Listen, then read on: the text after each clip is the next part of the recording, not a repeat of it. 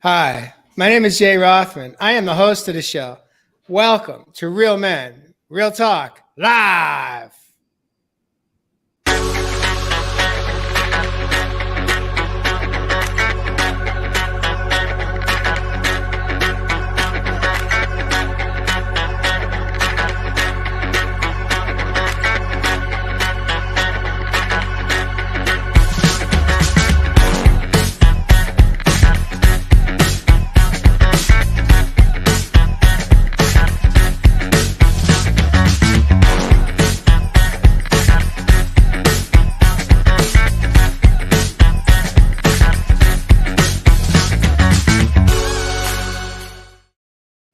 Welcome back to the show this evening. Again, my name is Jay. I'm the host of the show. I am excited to introduce this evening in the studio the man of the land from down under. He resides in Australia. His name is Everest Love Heath. Welcome back to Real Men, Real Talk Live, Ev. As always, brothers and sisters, looking forward to diving in deep, conquering the Everest tonight. And of course, we have Josh Richer coming in from Southern California. Welcome back, Josh Richer. Great to be here, sharing space with these lovely faces. Love you guys. We also have a guest appearance by Milo, who on occasion will pass through the screen because, you know, he wants to be seen as well. And we have Mr. Jeff Fasano residing in Nashville, Tennessee. Welcome back, Jeff Fasano. Welcome back tonight. I'm feeling giddy tonight. Well, All right. That's better than feeling down under. Or giddy's okay. We're okay with that. Everest is down under. There you go. Well, tonight's episode is Conquering Your Everest, episode number 124. Before we jump in to the actual topic, what I want to do is take a moment here to welcome our viewers and listeners coming in from all across the land, all across the globe. If you should hear something that you like or love, we invite you to tap your love button on your monitor and light us up. If you should have a desire to share a comment or question, you know where to drop that down in the comment section. Just bark it out. I'm going to invite you right now to kick us off and light us up. But before you go there, I do have a surprise special guest joining us this evening. Coming in, his name is Colin O'Brady. Colin, take it away. I fundamentally believe in the power of our minds, the strength of our minds. And one of those things is all sorts of pieces of mindset, as you and I both well know. But one of them is the intuition. More often than not, particularly with the big questions in life, and how the big questions don't have to be life or death on the side of the mountain, but big decisions, right? About love, about life, about inspiration, about purpose. We try to make all these to-do lists. We try to logic through it. Should I do this? If I do A, it makes B, and B makes C, and this, and ask all our friends, and this, and that, and the other thing. But don't underestimate the power of the fact that you actually know more often than not in these big decisions. And learning to trust my instincts and my gut over time saved my life, 100%.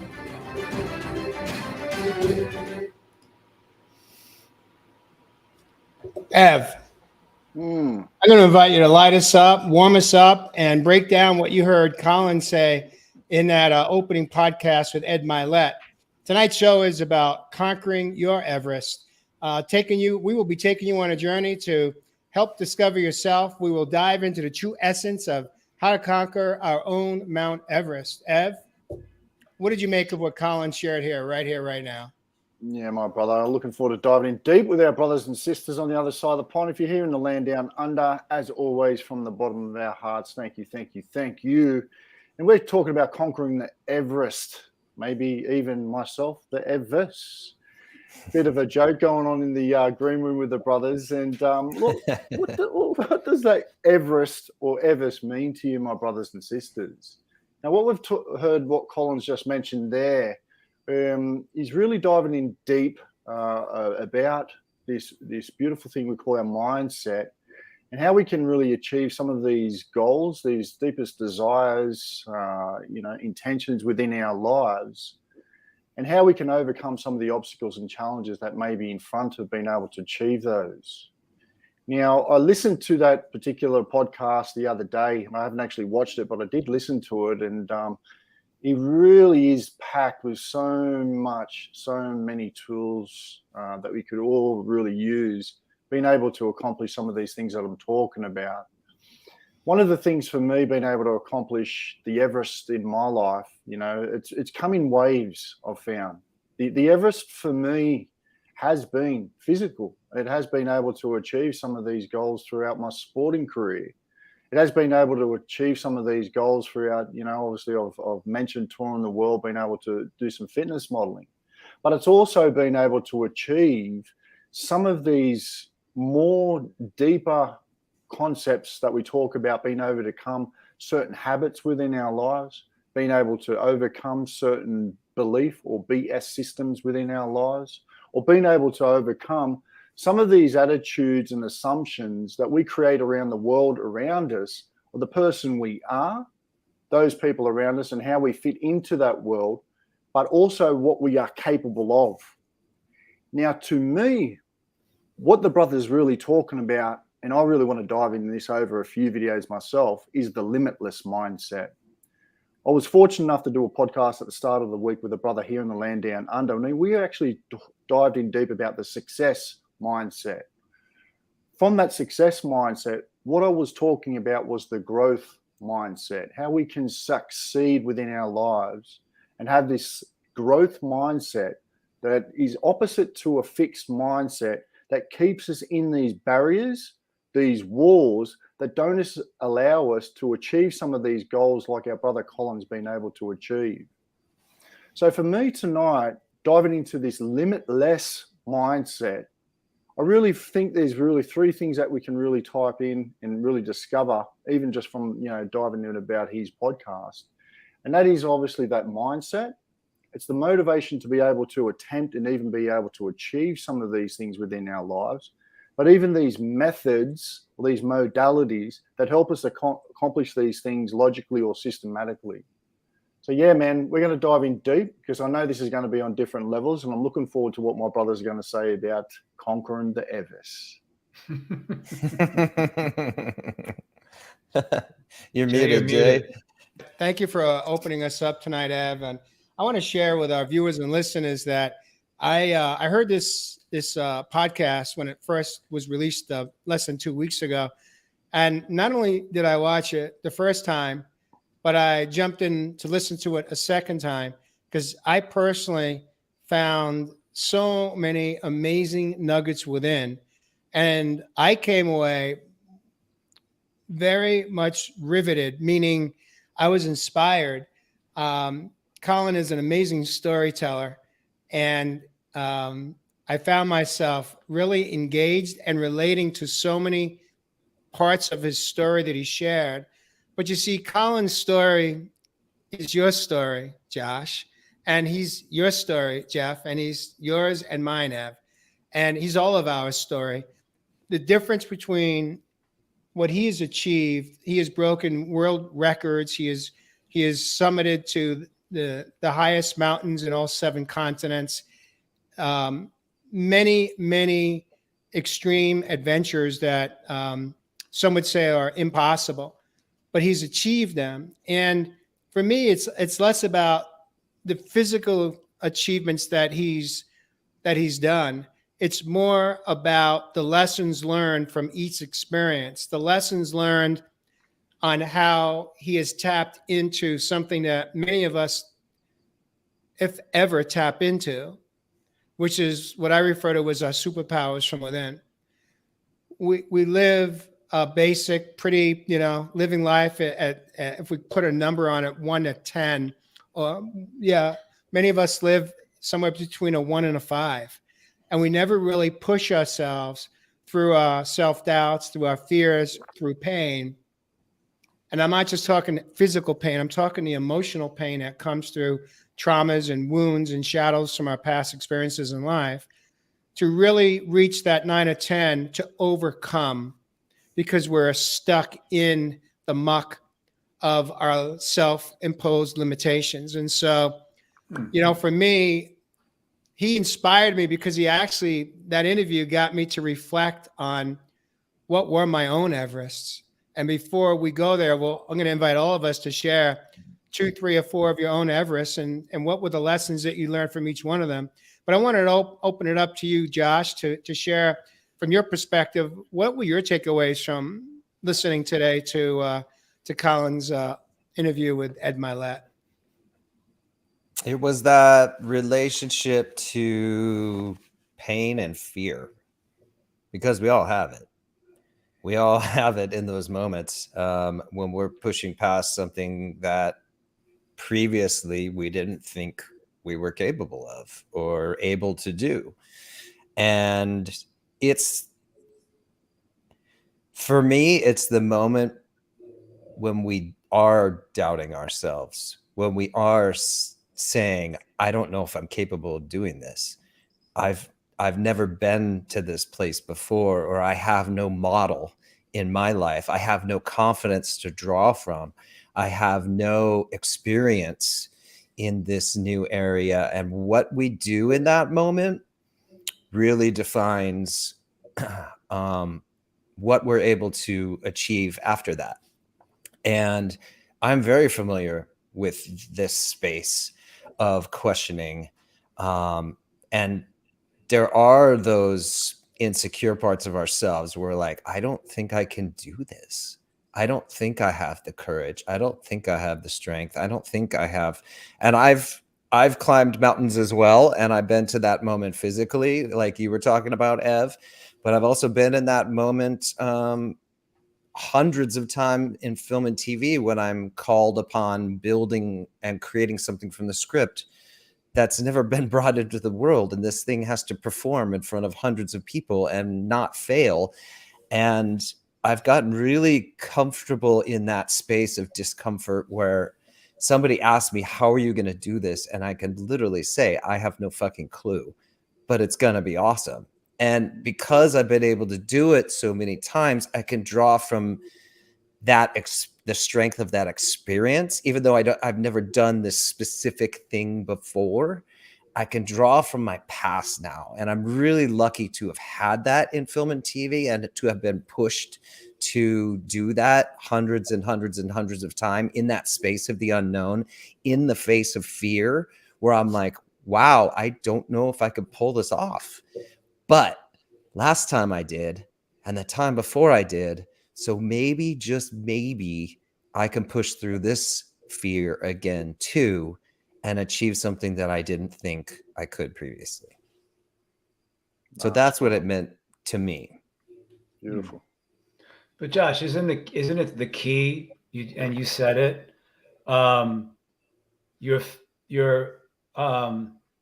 faced with something, and you don't know how you're going to do it, but you know that you are. That you are? Explain how that phrase. You Jeff. just said it. I don't know how I'm going to do it, but I know that it's going to be great when we do it.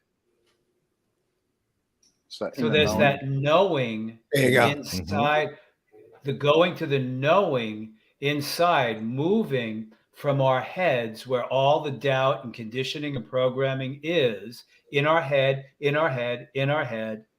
You move to your heart and you go, you know what?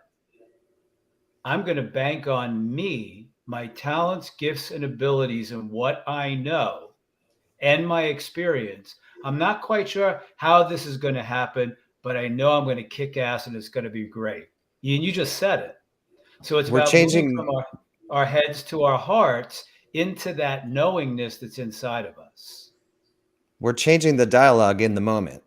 Yeah. From fear, doubt, worry, and the brain remember the brain, we've always talked about, the brain tries to figure out every little possible step, and it doesn't do well with unknowns. So yes, we're changing that dialogue in that moment from all of that fear and saying, I think I can, and I actually think I can probably do a pretty good job at this.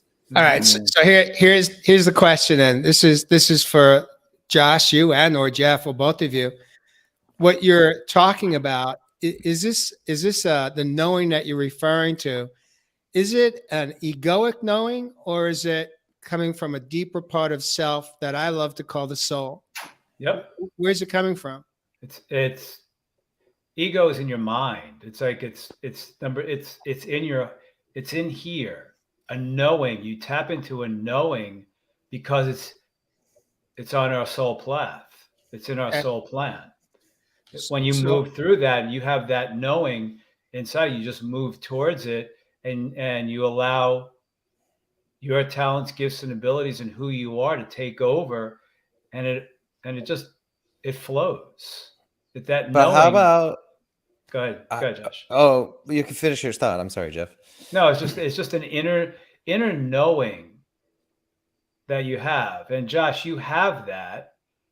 But when we creep back into our head, that's where the doubt is. There you go. What are you going to say, Josh? Take it. I was going to say, before I had that wealth of experience to draw from, that confidence to draw from, though, what would you say before you have that knowing, Jeff? How do we tackle new things that are scary and we don't have that knowing? Okay, are there any tools, or any tools to get through that moment? In my career, for me, it's really simple. I said yes to everything.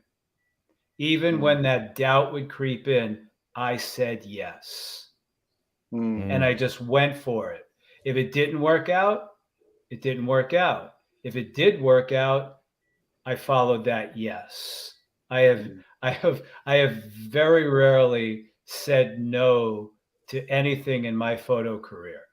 One of the things that I picked up very loud and clear from Colin was when he shared, and if you haven't watched the video, we've shared it throughout our social media pages. I invite you to invest the hour and 5 minutes. You'll be blown away by some of the stories.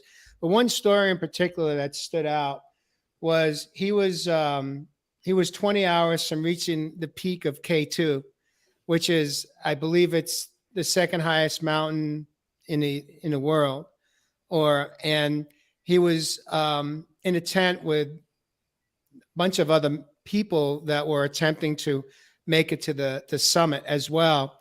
And he literally was 20 hours from making it, and he had this intuitive hit. And the intuitive hit was to call his wife. And he called his wife and he said to her, "I'm not feeling it. Something is off here." And she said to him, "Just trust." Mm-hmm. And he hung up the phone and he told the other individuals, "I'm not joining you. I'm turning around. I'm going home." And he turned around. He listened to his gut. Unfortunately, all 5 of them perished. They didn't make it. They died. Mm-hmm. And what's interesting is it's not the only time he trusted his intuition. So sometimes, we have this knowing, but we need to pay attention to when a knowing is a no. So the first time that I attempted to climb my physical Everest, which is in Sedona, it's not at that height, but it's a whole lot higher than any mountain I ever attempted to climb to the top of. This is a 6,365 mountain elevation. And it was around January of 2020. And I was about 3/4 of the way there. And I got an intuitive hit to turn around. I was not alone. I was with Mary, my beautiful partner. And she asked me why. And I said, because something's telling me to turn around. We don't have enough daylight to make it to the top and make it down. We were not prepared. We hadn't invested in headlamps yet. And I just had this knowing that we would be in danger. This particular mountain range, there's a fatality, on average, 1 fatality every 3 or 4 years. And so Mary trusted me and she said, "Okay, let's turn around." And we turned around and we were about maybe 15 minutes heading down when 3 men were approaching us heading up. And they were younger than Mary and I. And they tried to influence me to follow them, to turn around. They're like, "Oh, you're so close. Come on, we're almost there." you can do this. And I said, no, I'm good. We're good. We'll come back another time. And they tried to put that pressure on us to follow them. And I'll tell you what, I was in that moment when I said, no, thank you. And they continued. I said to Mary in that moment, in my own words, I just conquered my Everest. I conquered my Everest, A, because I knew we need to turn around, and B, I wasn't influenced as my younger self within, that teenager boy that didn't want to be embarrassed to say, no, I think we're good. I was so grateful that I had my own self-confidence to do what was best for me and do what was best for my partner on this expedition. And less than 10 minutes later, they come flying down a mountain. I go, what happened? Did you guys make it? And they go, no, we didn't make it. We forgot that one of these guys needed to get home to cook dinner for his family. So we turned around. And I said, well, I just looked at Mary and I smiled and I was like, there you go. Now, it took 2 months later. We did some work. We invested in some gear. 2 months later, we woke up one morning and I said to Mary, we got a day off. Let's have a play date. What do you want to do? And she said to me, Thunder Mountain. And I was like, the Thunder Mountain? And she says, yep, let's go to the top. We can do it today. We have enough daylight. It's now March 28th of 2020. And so we started and we made it to the top of our Everest. And I will tell you that was by far the most physically and emotionally challenging experience I've ever had in my life. A, because it was the highest I've ever climbed. It was not a marked trail. It was a primitive trail. So we don't know if you're going up, you're going down, you're turning left, you're turning right. There's a lot of unknowns. And we had to tap into our intuition to know which way we go. And then there's a lot of rock scrambling. There's a lot of narrow chutes and rocks that we had to use all fours to climb. It was not an easy challenge. But the other thing that really struck me was another Everest moment for me was when I really focused on the fact that I climbed that mountain, which I see every time I look out my living room window, without a artery in my right leg, because I don't have any arteries left in my right leg. And even though Western medicine calls me a complicated case, the other conquering Everest for me was learning how to create new blood vessels, utilizing a visual exercise that Dr. Joe Dispenza taught me indirectly. He's not aware of my story yet. But to be able to climb mountains and climb my own Everest and hike through pain and hike through discomfort, but knowing that I have just enough vessels of veins to fuel blood from my aorta down to my toes is one of the greatest achievements I've ever had in my life. Now, when you say, did I know going into it that it was possible? I believed it was. I believed it was.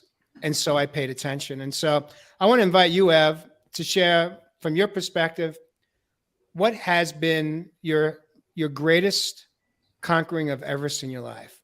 Yeah, beautiful. And thanks for sharing that, my brother. Look, there's been many, as I said at the start of the show, and I was actually digesting a little bit what we're going to be talking about today. And I thought of an Everest when I was younger. And I actually did, as a young kid, have fear of heights. And I thought it was relevant for this Conquering Everest tonight because, to overcome that fear of heights, what you're talking about there too, Jay, and what obviously the brother was talking about in the podcast, I had to take small steps to overcome that fear of my heights. As a young kid, I would have been about 7 years old, and we have a beautiful rock here in the land down under. You guys might know as Ayers Rock or Uluru. Now, that's obviously protected sacred space at the moment. You're no longer allowed to climb that rock.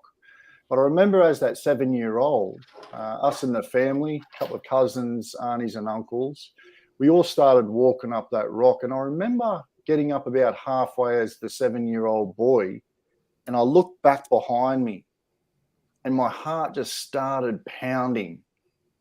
It was that looking behind me and not continuing on my walk and seeing what was in front of me or staying grounded in my present moment. I want you to think about that for a second. I always also had the fear of skyscrapers, going up too high in massive buildings. So when I go back to those days, I started to think how I overcome that fear of heights. I took the small steps. I actually started visualizing climbing high things. I actually started visualizing from a bird's eye view, seeing things from a higher perspective. And that little story about me trying to climb Ayers Rock, but being overcome by fear the first time, is a story that many of us, we look back on our lives, never continuing on our journey going forward or staying in our present. So when you hear this brother like the O'Grady guy over there that we're talking about, he's a very grounded man. And what I found from overcoming even just those fears within my life around heights, it was me becoming much more grounded within my own being, within my own soul, my own spirit, my own knowing.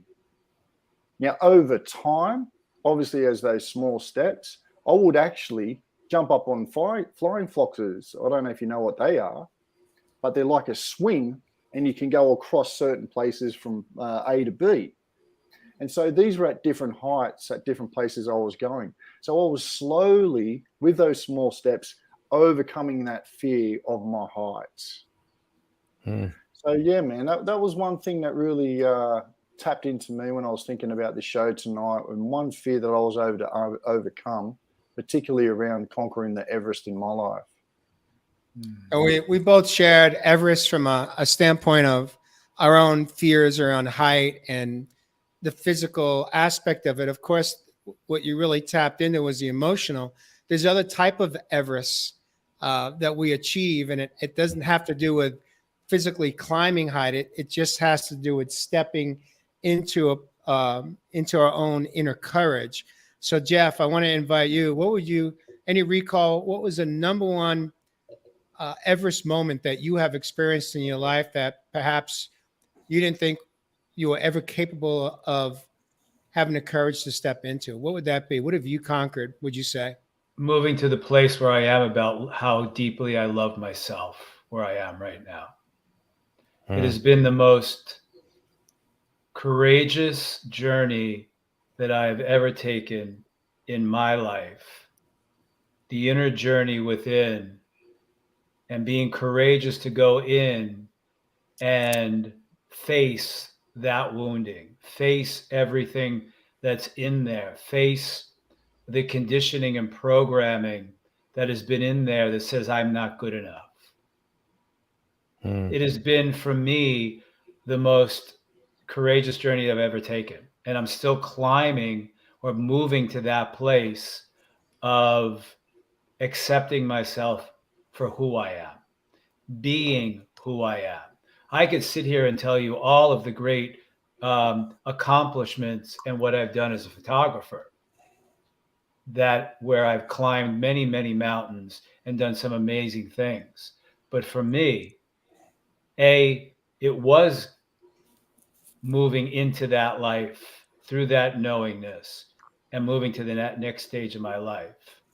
But the most courageous thing for me that I have done up in this point is facing that person in the mirror and moving through that place of loving myself, honoring myself, having compassion for myself, knowing who I am, knowing why I'm here.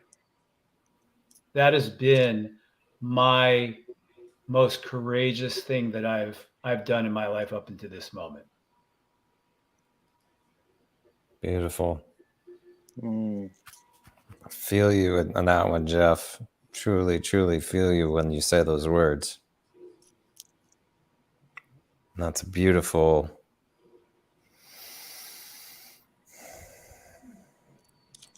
Feel you. Josh, you're up, man. What would you say?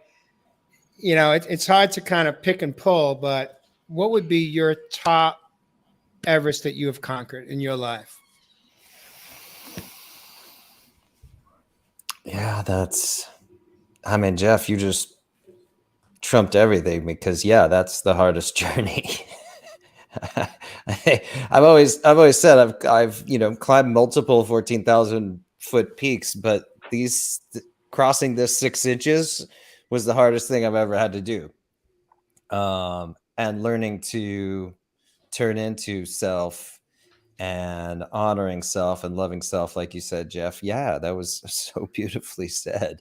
And having the courage to do this and be vulnerable as a man and speak our truth and honor our truth that's inside. Yeah, Jeff, you just trumped them all, man. It's like that's been the hardest journey for sure.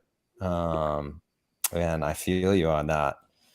But another one of mine was moving to LA and going after film and TV as a career. And I didn't have a model. In fact, anybody who had moved from Denver, Colorado, where I lived, and had gone out to LA, were within a year or two chewed up and spit back out to Denver. And I saw everybody return. And so for me, there wasn't a roadmap for success. In fact, I didn't know anybody out here at all. And I had very little of a plan. But like you said earlier, Jeff, too, is say yes. There's a beautiful quote. If it it's one of my favorite quotes, I'll try and say it accurately. But if it both excites you and terrifies you at the same time, definitely go for it. And that's a clue to what a passion inside of you is, because we do have these huge elements of fear in these moments. And packing up the car, I wasn't sure what that was going to look like. And here I am 20 years later, and I didn't go back. And but I don't want to honor the accomplishment as much as I want to honor right now how terrified I was getting in the car and driving 12 hours through Utah and Nevada to get here, and how scared I was signing the lease on that apartment that was way more expensive than anything I had ever, experienced in Colorado. And that younger, afraid self, that's who I want to honor. The one who said, I feel there's fear, but I'm going to do it anyway. Because yes, there's hope that I can. And so I think I want to honor that, Josh.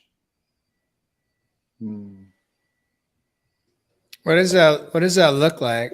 How do we do that, Josh? How do we honor? Is it just like an awareness, and you just take a moment to breathe? And is it just with the words, or? I do have a little. I remind myself sometimes to stop and. In fact, when I was on the lot, did I share this story? There was a poster of a play, You Can't Take It With You. And I was outside and I looked up at it and I was like, no way. I was in that play in high school. And I sat in that moment for a second and I said, holy shit, if high school me could see me now on the Sony lot on the set of Shark Tank. And I'm staring at that poster. And so I just took a moment to honor that younger version of me that followed a dream and that pushed through the fear. And so, yeah, it's stopping to honor that brave little part of ourself that had just enough courage to get over that fear. And maybe it sometimes wasn't even much at all to get over that fear, but we stuck it through just enough. Yep. I want to ask you, Josh, when you described the beginning of you stepping into Conquer Your Everest as it related to your career, and you acknowledged that many people returned, they didn't stay as they weren't invited to stay. What do you think separated you from the others that were forced to turn around? Do you know? I don't know. And every single one of them came back. I didn't have a single example of anybody who stayed. Ev, what do you think? What do you think is the deciding factor that separates Josh's experience? And not only, we talk about, Josh and I had a conversation this morning, and I acknowledged him. I said, sometimes we just take for granted what we have accomplished. We minimize our accomplishments as much as we minimize the pain that we're living in. And for me, a huge part of this journey of the rebirthing of self has been to take time each day to acknowledge through thoughts, through self-spoken words, to really honor the changes, the courage, the growth, the experiences that have extended my life and extended the quality of my life today. Because we're so busy typically chasing the next big hit, the next rush, the next adrenaline, whatever it is, not ever taking the time to be at peace with what we have accomplished and not taking the time to reflect on our growth. And so, Josh, Ev, what do you make of that, Ev? What do you think is the inner factor or the inner dialogue that separates those few that achieve? I mean, there's only been like 55 people that have achieved what Colin O'Brady achieved as it relates to his adventures, his really extreme physical challenges of self. But what do you think is the difference that separates the Josh Richards from the others that were seeking that acclaim in Hollywood and didn't make it? Look, it's packed, and there's obviously a couple of things, and I know the brother's aware because he talks about this all the time, as we all do. And I know my brother, he stops as with the inner G, I call it, the inner gratitude. What you're talking about there, when we can actually celebrate and show gratitude for how far we have become, what we've been able to overcome in those adversities, in those obstacles and challenges, it really does separate you from that 1% or that 99%, I should say. So there is this undeniably self-belief and inner knowing. It removes itself from the chatter. It removes itself from the outside world. It's not necessarily needing the attention of others to validate it, but it is just this celebration of self. So like the brother actually says in the podcast too, we are the stories we tell ourselves. And once we get past those stories, those rules that we've been buying into and those limiting beliefs, that is the bridge and the gateway of being able to overcome some of these things within our lives. My thing is to my brothers and sisters, I'm going to ask you all the question. When was the last time that you overcame fear to make change in your life? That's the spiritual journey, my brothers and sisters. And Ev, you brought up a very good point, and I really want to highlight the story that we tell ourselves and getting over that story, because you just reminded me my story of coming here to LA never included the phrase, I can always go back home.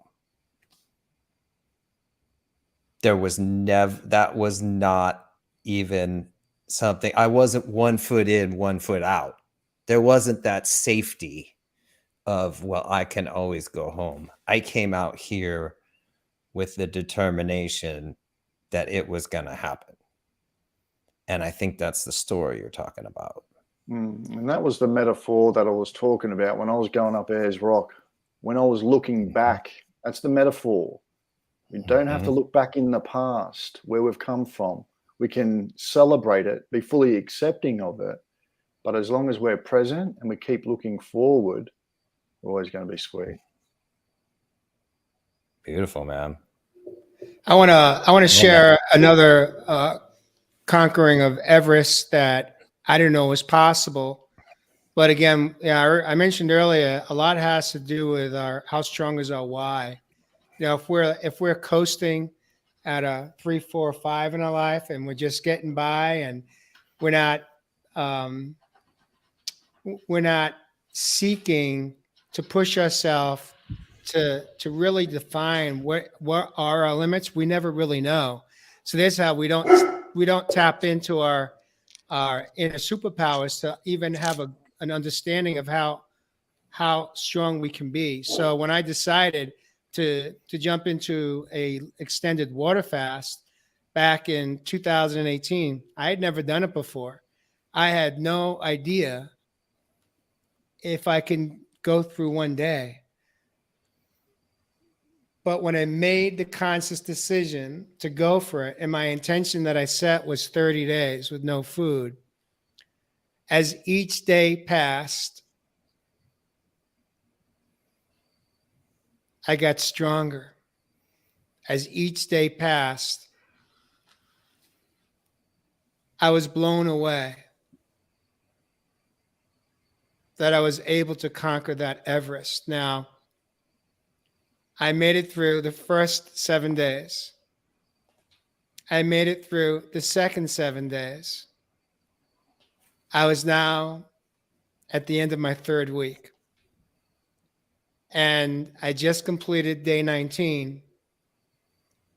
And on that day, that evening, I had completed 2 interviews. My intention was to do 1, but circumstances changed that, and I did 2, and I was tired. And I knew at the end of the 19th day that although I hadn't made it to the summit, which for me was 30 days, I had achieved something that I didn't ever think was possible. My intention was to reverse medical conditions, and I knew that I had. But it went so much deeper than that. It was so much more profoundly deeper, because 99.5% of every person that communicated with me during those 19 days all said the exact same thing. There is no way I could ever do what you're doing. And all that affirmed to me was, in my mind, I said, I didn't say this to them. What I said to them in my mind was, that's a lie. That's not true. You can do it. Your why is just not at a 9 or a 10 like mine is. Because I had an absolute knowing that if I could do it, I would reverse medical conditions that were life-threatening. I just had that inner knowing, Josh, the way you did about Hollywood. And what struck me was sadness for every person that said that to me, which was 99.5%. Mm-hmm. Less than half of 1% of people said, I've done it or I would do it. Now, who inspired me was my spiritual mentor at the time, who did a 45-day water fast to self-heal from prostate cancer as part of his protocol, his own protocol, because he opted out of traditional Western medicine to save his own life. Now, the beautiful news is he's alive today, but his story inspired me. But at the same time, when Colin got that intuitive hit, even though he was 20 hours from that peak on K2, he turned around and his friends didn't make it. I had that inner knowing, just like I knew I could do it. I had the inner knowing when it was time to step out and not see it as failure, but honor the experience. And at no point did I beat myself up or feel like I disappointed myself. I was so freaking grateful that I tapped into a part of myself I didn't know existed. The inner strength the determination, the passion for being well, believing that we all have infinite possibilities, and stop selling yourself short when you say you can't do it. The only part of you that thinks you can't do it is your younger self. It's your inner child. And I say, not here, not now, not today. Stop feeding yourself that BS.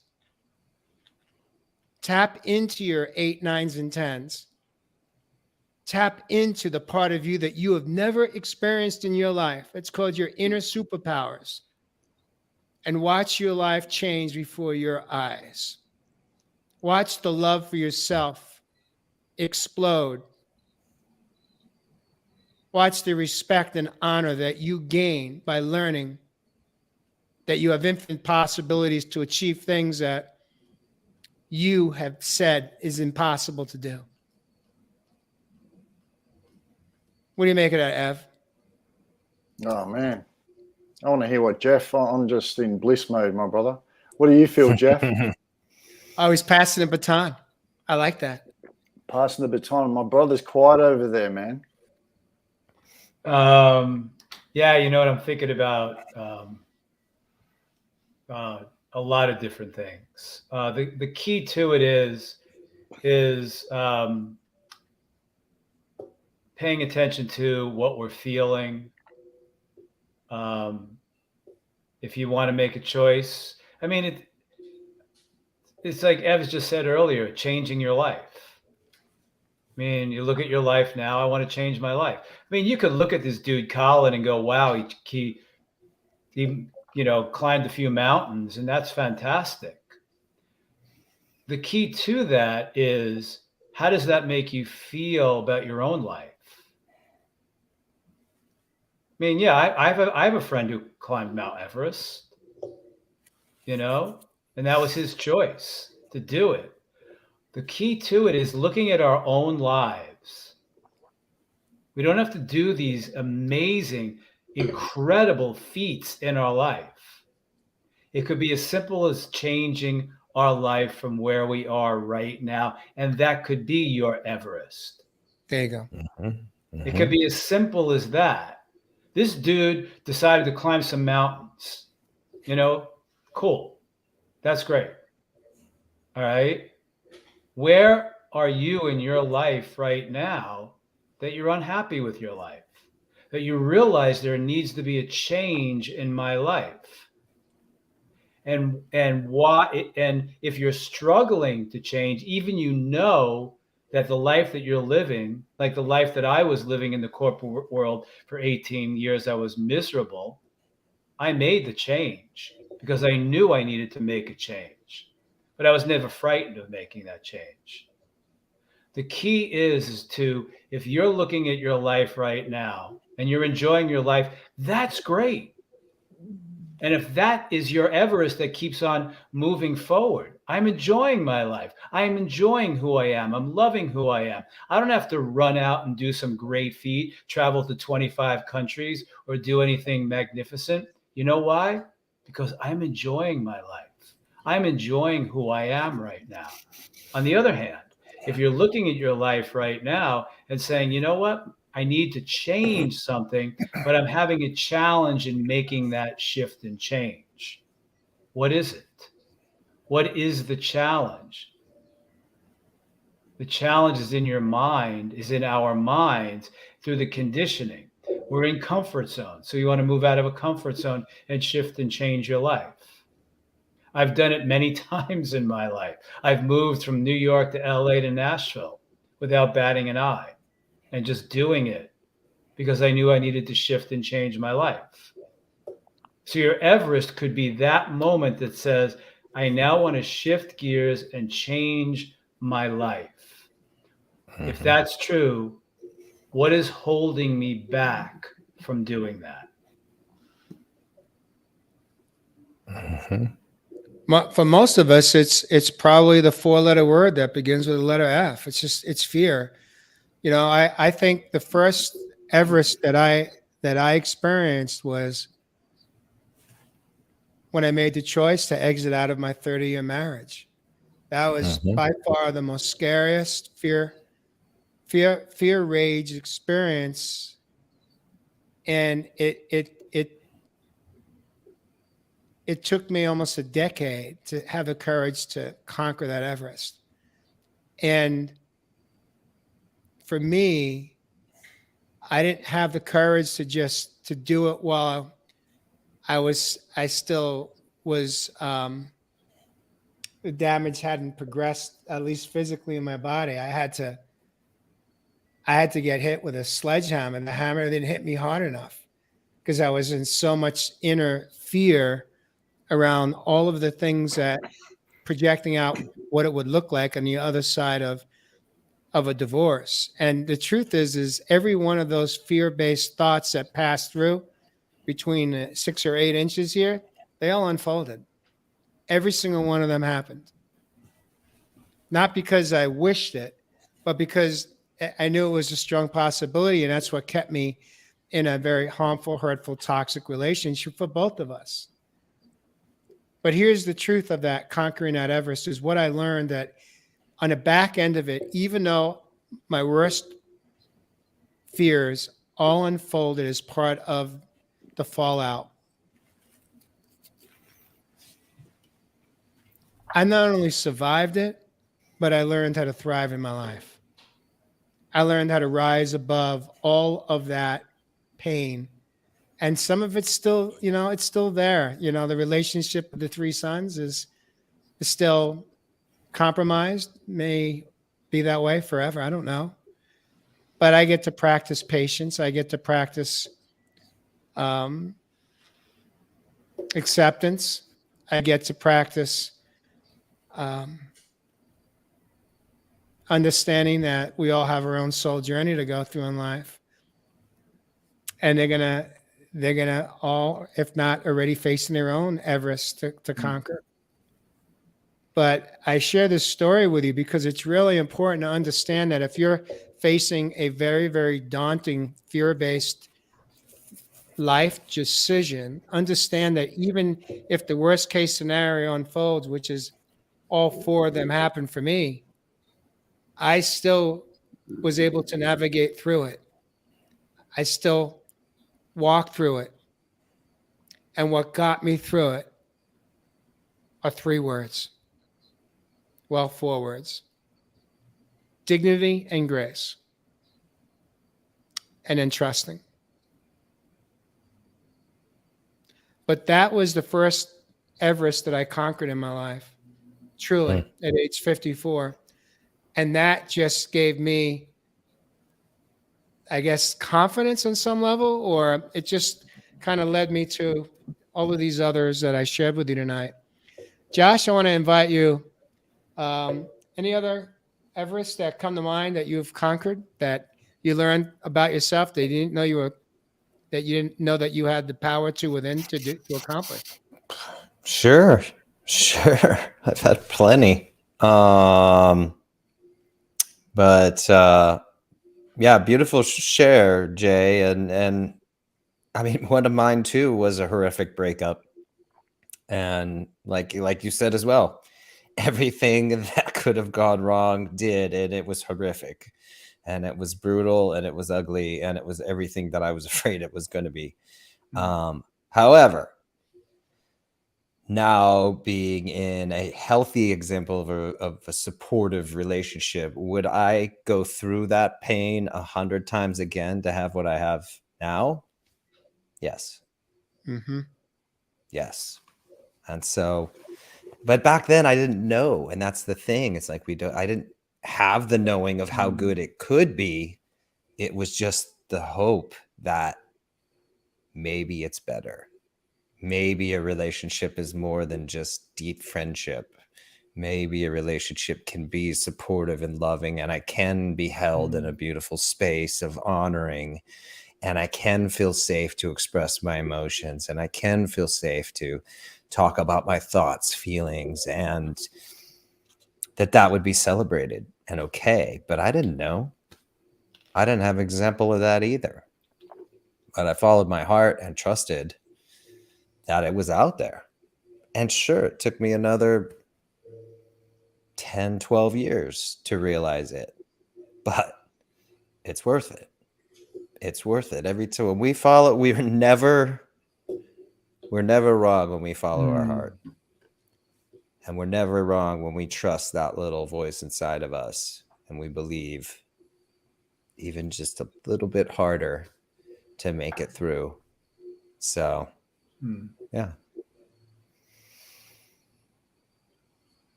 Any other Everests come to mind, Ev or Jeff, that you have stepped into? One thing that popped into my mind in my photography career is when I was asked and hired to document the entire run of Cat on a Hot Tin Roof on Broadway in 2008. And I was just telling a friend of mine this tonight. He never knew it, but I remember walking in to the table read of the show, and I look over, and there's James Earl Jones, and there's Felicia Rashad, and there's Terrence Howard, there's Anika Noni Rose, there's Giancarlo Esposito, and there's Debbie Allen sitting over there. And I walked in and said, "What the fuck am I doing here?" and I went, whoa. And now I was only 4 years into my career as a photographer, and I was doing a major Broadway production, and the photographer who was there to document it for 6 months. And I had never done anything like that in my life. And I remember walking in going, whoa, holy shit, man, look at all these people. And I could have, my not good enough popped up, my not worthy enough popped up. All of those feelings popped up. The point I'm making is that's what holds us back. That feeling of not good enough could be so strong that I could have hightailed it out and quit right there because I was giving into the feeling of not good enough, which is not my reality. It was just a conditioning and a programming within me where this not good enough, where this not worthy was going to come up. And now that did come up, and it still comes up when I do photo shoots to this day. But what I knew on the other side was, holy crap, this is an amazing, amazing opportunity in my life that can catapult my career to the friggin' stratosphere. And it did.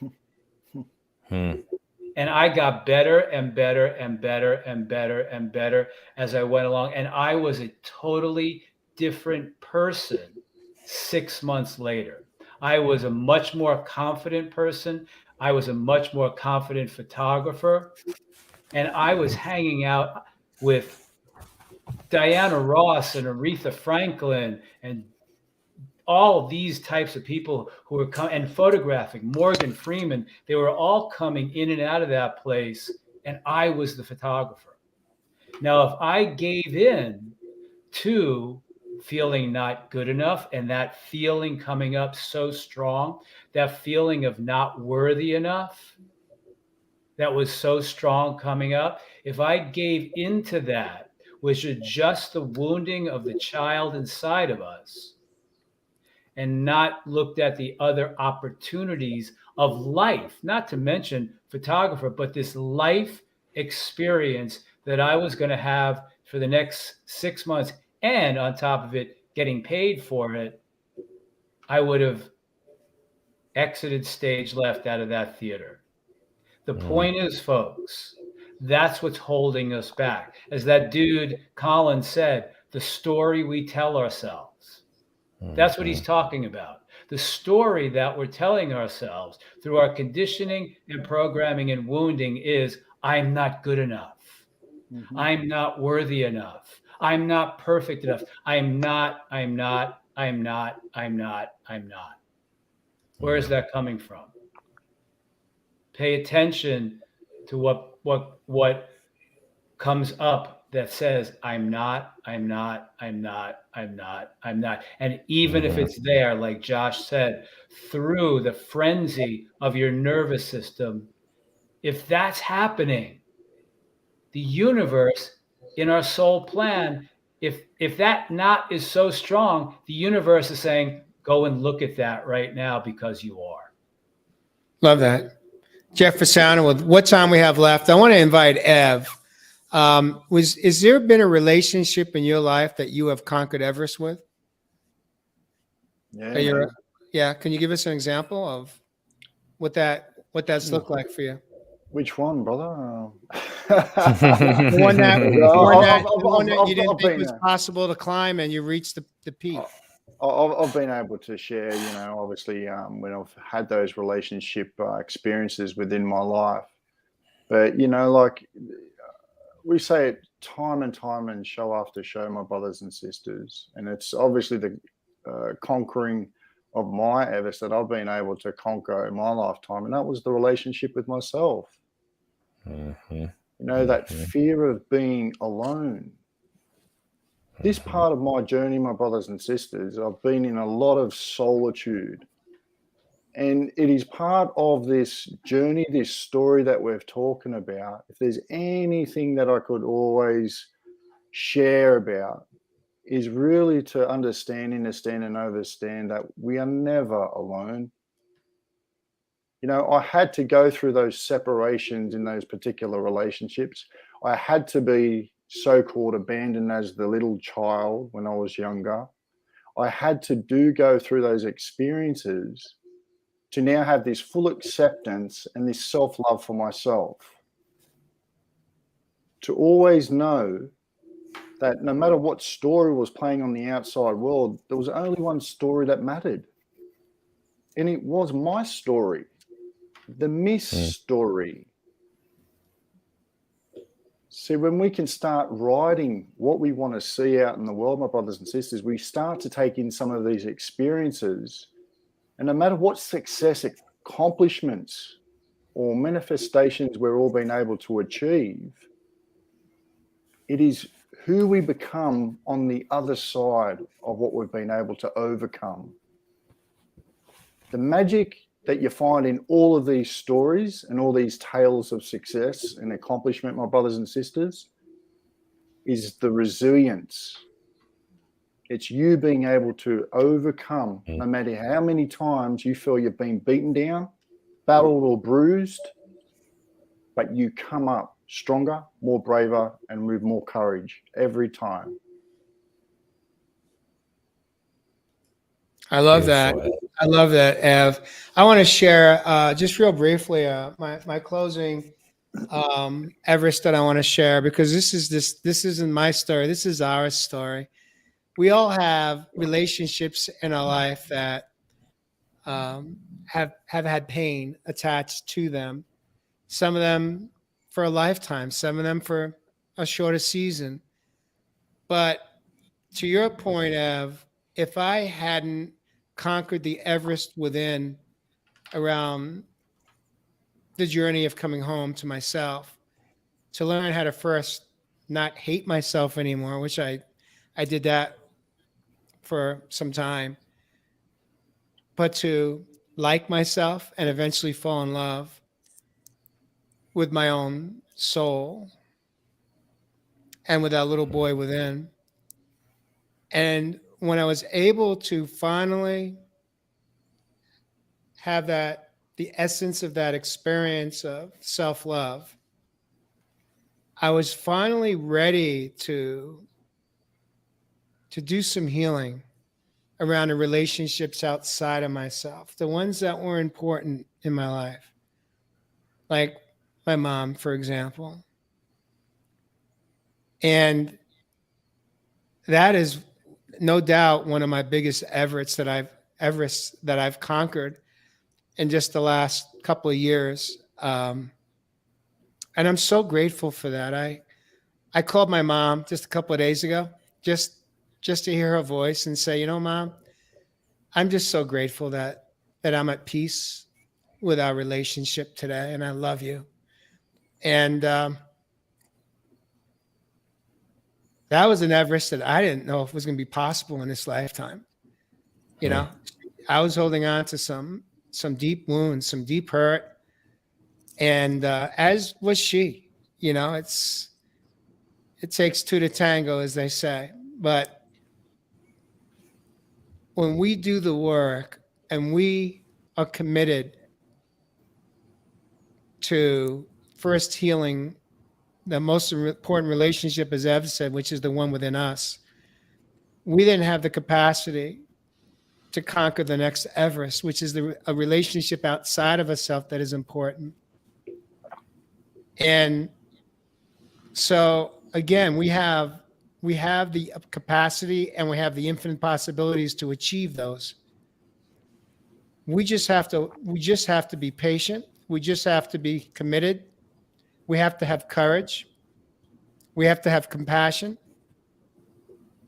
And we have to be consistent so that we gain clarity and we can come home to inner peace. And with that, I love you guys. I'm glad we all overcame our own inner dialogue around, do we even know how to do podcasts? What would that look like?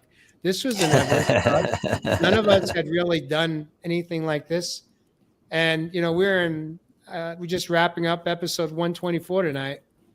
And we'll just keep doing what we're doing. We'll just keep showing up, hopefully touching lives besides our own. Because we get a lot of healing out of our time together that we spend about 2.5 hours each week between the show and our production meeting and our connections in between.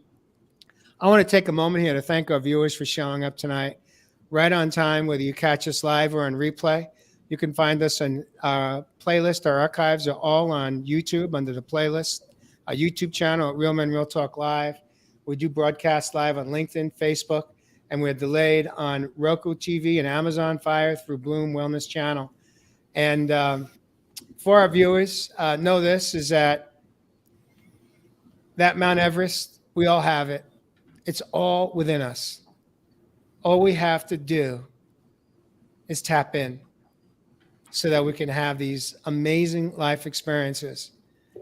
Stop living at a 3, 4, 5 and have the courage to step in so you can experience your 9s and 10s.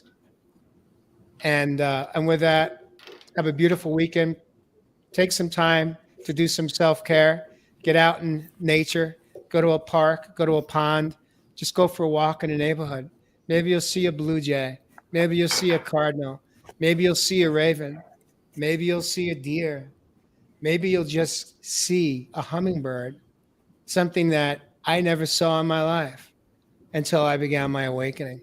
They were there. I just wasn't there.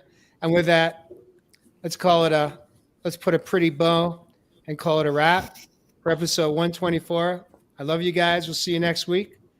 You know where we'll see you? On Real Men, Real Talk Live.